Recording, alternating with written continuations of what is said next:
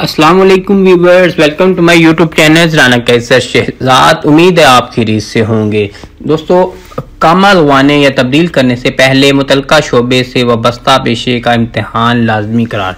कल ये एक खबर आई थी कि हुकूमत कुवैत ने एक नया कानून पास करने जा रहे हैं कि जो लोग अभी कामा लगवाएंगे या तब ट्रांसफ़र करेंगे या जब जो नए आ रहे हैं उनको कुछ जो महीने हैं रखेंगे तो उसके लिए उसको अपना पेशा तब्दील करने से पहले अपना इम्तिहान है जो पास करना ज़रूरी है।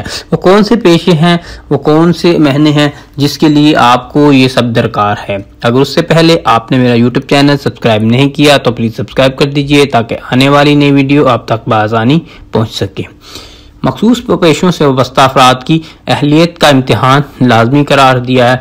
रोज़नामा अल रई की रिपोर्ट के मुताबिक मुल्क के आने वाले तारकीन वतन की काबिलियत के इम्तिहान जांचने के लिए कि अफरादी कुव्वत ने ये कि डायरेक्टर जनरल अहमद अल मूसा ने हाल में ये इंकशाफ किया था कि नए आने वालों की स्किल्स जानने के लिए ये शर्त लाजमी रखी गई है। जो कुवैत में पुराने काम कर रहे हैं उन लोगों पर भी इम्प्लीमेंट होगी। फ़िलहाल ये नए आने वाले लोगों पे इम्प्लीमेंट की जा रही है।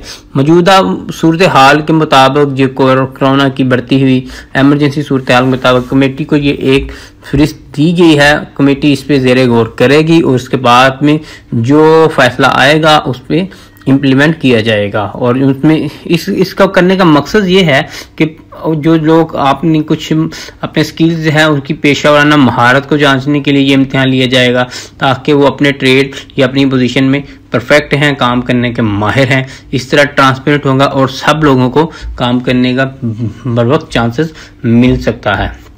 एक पेशे को दूसरे पेशे में तब्दील करने पर यही टेस्ट लागू होता है जो मुस्तकबिल में तकनीकी पेशों की बड़ी तादाद की इस में शामिल करने का इरादा है।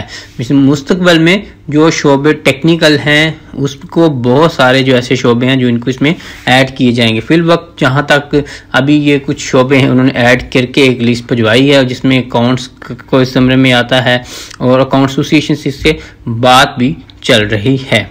तो इस सिलसिले में जो अकाउंट्स एसोसिएशन से बात हो रही है वो इस पे जो लाहे अमल है, जो भी मफाहमात इसमें होंगे वो बयान करेंगे और इससे रहायशी काम मुंतकिल करने के लिए क्या क्या इसमें रुकावटें हैं, क्या इसकी हम आदमी लोगों को परेशानी का सामना कर पड़ सकता है।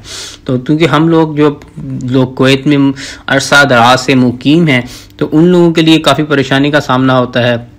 अगर कोई एक स्टेनोग्राफर है या अगर कोई किसी ट्रेड पे काम कर रहा है तो उसको उस महीने में रहना ज़रूरी है क्योंकि उसका लाइसेंस स्टेटस बहाल करना या फैमिली के साथ स्टेटस बहाल करना ज़रूरी होता है। तो उम्मीद है कि ये सब चीज़ें हमें जब रहते हैं तो ये रिक्वायर्ड होती हैं तो इससे इफेक्ट भी पड़ेगा और इससे फ़ायदा भी होगा। तो दोस्तों, उम्मीद है आज की ये वीडियो आपको अच्छी लगे। अगर आपका कोई सवाल हो आप मुझे कमेंट्स करके पूछ सकते हैं। विदिन 24 आवर्स मैं आपको इसका रिप्लाई दूंगा। बस आपने एक छोटा सा काम करना है, मेरा यूट्यूब चैनल सब्सक्राइब करें, लाइक करें, कमेंट्स करें, शेयर करें। Thanks for watching.